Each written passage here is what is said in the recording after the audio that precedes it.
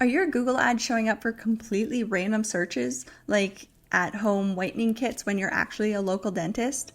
If your answer is yes, or even I don't know, then this is your ultimate cheat sheet for getting the match types right and keeping irrelevant clicks far, far away. Because understanding which keyword match type you should be using can save your business a ton of time and money. So in this video, I'm going to clear up one of the biggest sources of confusion in Google Ads, which is the keyword match types. So if you've ever felt unsure about how they work or which one's best for your business, stick with me, because in this video, we'll talk about the difference between broad match, phrase match, and exact match keywords, how to choose the right match type for your business, depending on what kind of clients or customers you're trying to reach, and how to combine different match types inside one campaign to get the most out of your ad spend.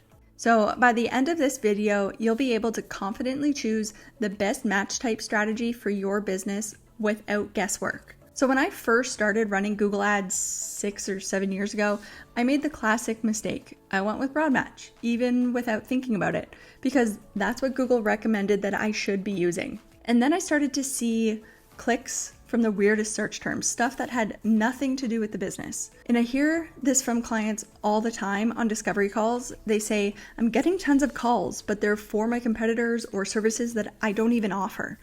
And not only does that waste your ad spend, but it also wastes your time talking to people who are looking for someone else, and it wastes your staff's time too. So yeah, keyword match types really do matter. So let's break it down. What are Google Ads match types?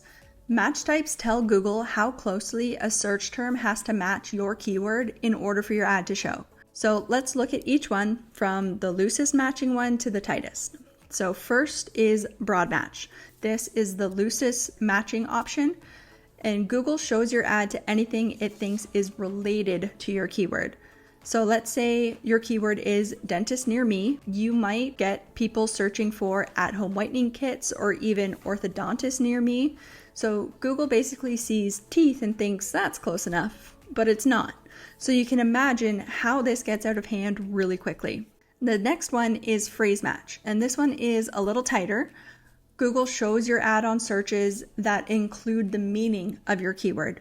So if you're an automotive repair shop using auto repair near me as a keyword, you might show up for cheap auto repair or DIY auto repair, or even a competitor's name like Joe's Auto Repair. It's better, but you can still get low quality clicks. Then we have exact match. So years ago, this used to mean that someone had to search the exact keyword, same spelling and all. But now it means the same intent. So if your keyword is car repair and someone searches automotive repair, Google sees that as the same thing. It's still the most controlled match type, but it's not as exact as it used to be. So now you're probably wondering, which one should I use? Well, it depends on your business. So if you're a service-based or a lead gen business, like most of my clients, you're probably going after bottom of funnel leads or people who are ready to call you or book an appointment. So in most cases, I'll start with phrase match. And if it's a brand new campaign, watch those search terms like a hawk. That's where you'll see if Google is showing your ad to the wrong people. And if you start getting a bunch of low quality search terms, then you can always tighten those match types up to exact match. So think of it kind of like a funnel. Broad match is wide at the top, exact match is narrow at the bottom. But here's the thing, no match type is perfect. And that's why I recommend mixing and matching your match types. So normally I'll start the campaign with all of my keywords at phrase match, and I watch it really closely. Then as the data comes in, I start to adjust. If a certain keyword is bringing in too many low quality clicks or search terms, I'll change it to exact match to tighten things up. And sometimes I'll throw in a few broad match long tail keywords like why are my brakes squealing if I think it could capture some really specific searches. And yes, you can run all three match types in the same campaign, same ad group. You just need to manage them really closely. Which brings me to the real secret. You've got to monitor your search terms. Check that report often, especially in the early days of your campaign. Look for irrelevant terms and add them as negative keywords so Google knows not to show your ad for those searches again.